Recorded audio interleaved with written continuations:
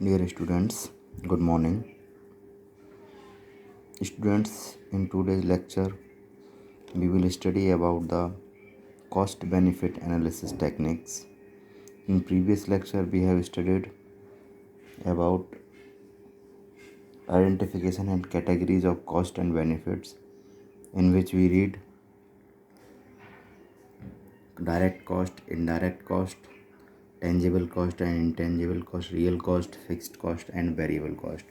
Students, कल हमने introduction देखा था कॉस्ट बेनिफिट एनालिसिस का, और इसे हम क्यों यूज़ करते हैं, और कॉस्ट के बारे में जाना था कि कैसे हम कैटेगराइज करते हैं कॉस्ट को। आज हम बात करेंगे कॉस्ट बेनिफिट एनालिसिस टेक्निक्स के बारे में। आइए देखते हैं। When all the financial data have been identified, जब सारा फाइनेंशियल डेटा आइडेंटिफाई हो जाता है, and broken down into cost categories, और कॉस्ट कैटेगरी में डिवाइड हो जाता है, the analyst selects a method for evaluation. तो जो एनालिस्ट है वो एवेल्यूएशन के लिए मेथड सेलेक्ट करता है, कैसे हम इसे एवेल्यूएट करें। ठीक है, जब भी इनका कहने का मतलब है, जब भी हम कोई सिस्टम तैयार करने वाले होते हैं तो उस सिस्टम के रिगार्डिंग जो भी फाइनेंशियल डेटा है हमारा, जब वो आइडेंटिफाई हो जाता है कि कहाँ कहाँ हमारा कॉस्ट खर्च होगी, कैसे हमें बेनिफिट्स मिलेंगे, वो सारी चीज़ें आइडेंटिफाई हो जाती है, और उन्हें कैटेगरीज में जब डिवाइड किया जाता है कि कौन सी चीज़ हमारी कॉस्ट में जाएगी, कौन सी बेनिफिट में जाएगी, और कॉस्ट में जाएगी तो किस तरह की कॉस्ट में जाएगी, direct cost, indirect cost, tangible, intangible etcetera, किस कॉस्ट में वो कॉस्ट रहेगी। जब कॉस्ट कैटेगराइज हो जाएगी तो जो एनालिस्ट है, यानी सिस्टम को एनालाइज करने वाला जो पर्सन है, वो क्या करेगा, उसके एवेल्यूएशन के लिए, किसके, सिस्टम के एवेल्यूएशन के लिए कुछ मेथड्स सेलेक्ट करेगा। वो मेथड हमारे कहलाते हैं techniques of cost benefit analysis. उन्हें हम कॉस्ट बेनिफिट एनालिसिस की टेक्निक्स कहते हैं। There are various analysis techniques oblique methods available, some of them are following. कई मेथड्स हैं, उनमें से कुछ जो हैं जिनके बारे में हम चर्चा करेंगे वो हैं present value analysis, payback analysis, net present value, net benefit analysis, cash flow analysis,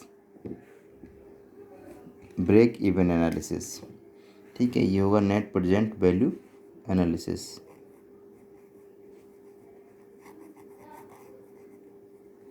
okay, अब हम बात करेंगे सबसे पहले प्रेजेंट वैल्यू एनालिसिस के बारे में।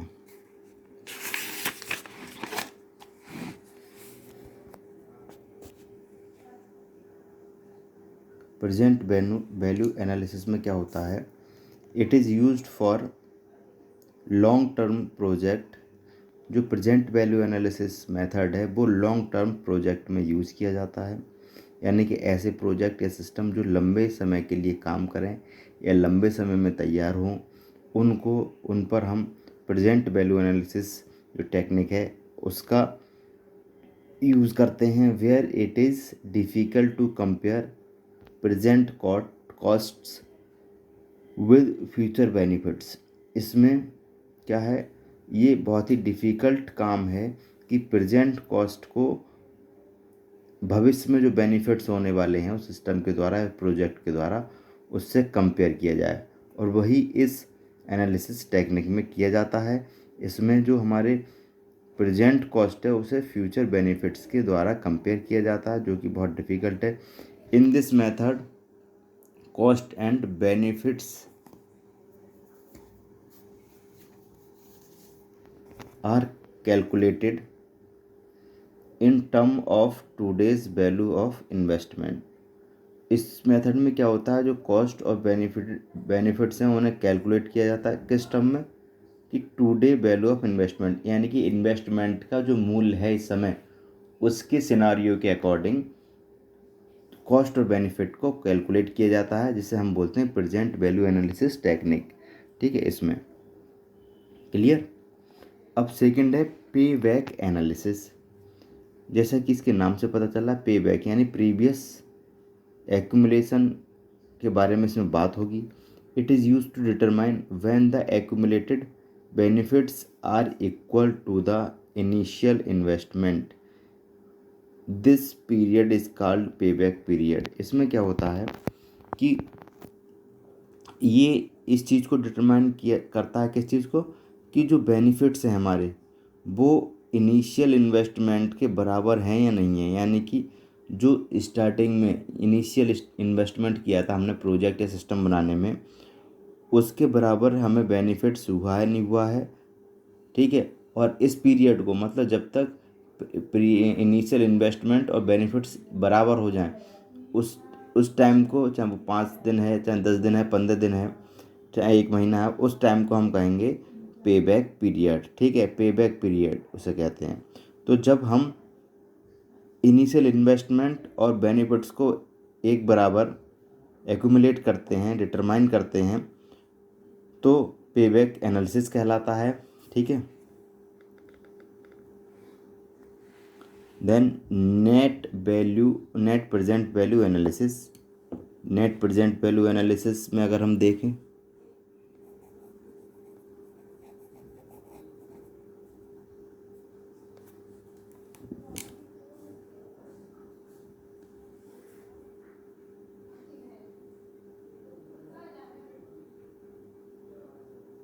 The net present value is equal to benefits minus cost. Net present value analysis का मतलब है कि जो नेट प्रेजेंट वैल्यू है वो बराबर हो बेनिफिट्स के माइनस कॉस्ट, यानी कि कॉस्ट को घटाने के बाद बेनिफिट्स में जो हमारी प्रेजेंट वैल्यू है वो हमारे बेनिफिट के बराबर हो। यानी कि net present value is equal to benefit minus cost. यानी कि जो नेट प्रेजेंट वैल्यू वो क्या होगी, यानी जो बेनिफिट्स हुए हैं उनमें से कॉस्ट घटा दी जाए तो बची हुई जो वैल्यू होगी वो हमारी नेट प्रेजेंट वैल्यू होगी। इस चीज़ को एनालाइज करने के लिए हम net present value analysis technique का यूज़ करते हैं। ठीक है, इसमें हम ये निकालते हैं कि जो हमारी नेट प्रेजेंट वैल्यू है हमारे सिस्टम की या प्रोजेक्ट की वो क्या है। तो क्या करते हैं, मान लीजिए जो बेनिफिट्स हुए हैं अब तक, जब तक कि हमें इसे निकालना है, नेट प्रेजेंट वैल्यू को जब तक निकालना है, जिस मंथ तक या जिस पीरियड तक, वहाँ तक ये देखेंगे जो बेनिफिट्स हुए हैं उनमें से हम जो जितनी कॉस्ट खर्च हुई है उसे माइनस कर देंगे। बची हुई जो वैल्यू होगी या बची हुई जो अमाउंट होगा वो हमारा नेट प्रेजेंट वैल्यू उस प्रोजेक्ट या सिस्टम का कहलाएगा। It is expressed as a percentage of the investment, और ये इन्वेस्टमेंट के परसेंटेज के अकॉर्डिंग एक्सप्रेस किया जाता है। ठीक है, इसे हम कह सकते हैं, मान लीजिए हमने इन्वेस्टमेंट किया है 100%, तो 100% का 70% हमारी नेट प्रेजेंट वैल्यू है इस समय, ये कह सकते हैं। यानी अगर वो 70% मिली है तब। Next is net benefit analysis. Net benefit analysis जैसा कि नाम से पता चल रहा है, यानी कि बेनिफिट का एनालिसिस करते हैं हम, इसमें टोटल बेनिफिट का एनालिसिस करते हैं। It is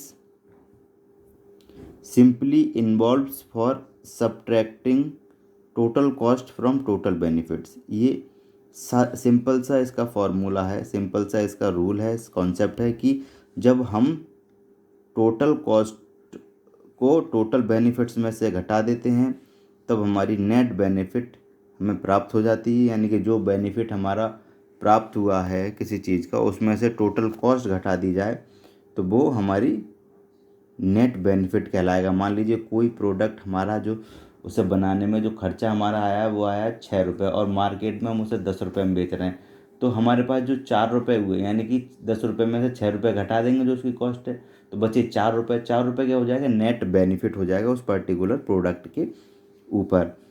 it is easy to calculate, इसे कैलकुलेट करना ईजी है, जैसा कि अभी मैंने बता दिया। इसे इंटरप्रेट करना भी ईजी है और प्रेजेंट करना भी ईजी है। ठीक है, तो नेट बेनिफिट एनालिसिस यानी कि टोटल जो नेट हमारा जो फ़ायदा हुआ है, बेनिफिट हुआ है, उसका एनालिसिस करते हैं इस टेक्निक के according. Then cash flow analysis. Cash flow is the increase और decrease in the amount of money a business, institute और इंडिविजुअल हैव। यानी कि किसी बिजनेस के पास, किसी इंस्टीट्यूशन के पास, किसी इंडिविजुअल के पास पर्टिकुलर बिजनेस के रिगार्डिंग जो पैसा है, जो मनी है, अमाउंट है, उसमें डिक्रीज और इंक्रीज, यानी उसमें डिक्रीमेंट और इंक्रीमेंट कैश फ्लो कहलाता है।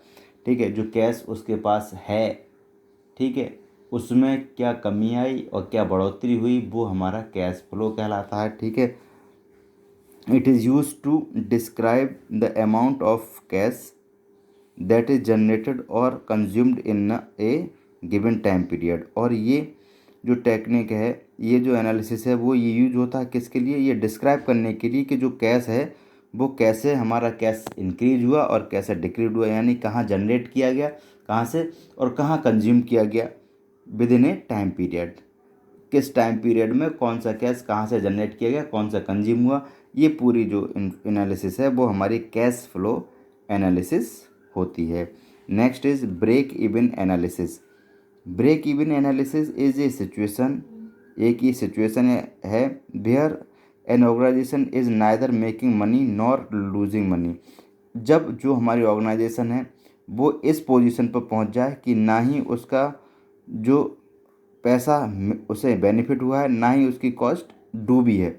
ठीक है, कॉस्ट भी नहीं डूबी और बेनिफिट भी नहीं हुआ, यानी कि जितनी कॉस्ट उसने खर्च की थी, जितना कॉस्ट लगाई, उतने ही उसे बेनिफिट हुआ। यानी कि ये ब्रेक इवन कंडीशन है, दोनों चीज़ बराबर रहें, कोई बेनिफिट ना हो और कोई लॉस ना हो ऑर्गेनाइजेशन को। But all the cost have been covered, और जितने भी कॉस्ट है वो कवर्ड हो जाए और कोई बेनिफिट ना हो, तो वो हमारी ब्रेक इवन सिचुएशन कहलाती। Break even analysis is useful in studying the relation between the variable cost, fixed cost and revenue. और जो ब्रेक इवन एनालिसिस है वो कभी यूजफुल है जब हम वेरिएबल कॉस्ट, फिक्स्ड कॉस्ट और रेवेन्यू के बीच रिलेशन की स्टडी करते हैं, तब ये हमारी ब्रेक इवन एनालिसिस होता है। तो स्टूडेंट्स, आज के वीडियो लेक्चर में इतना ही। कल नेक्स्ट टॉपिक के बारे में बात करेंगे। Okay, thank you students.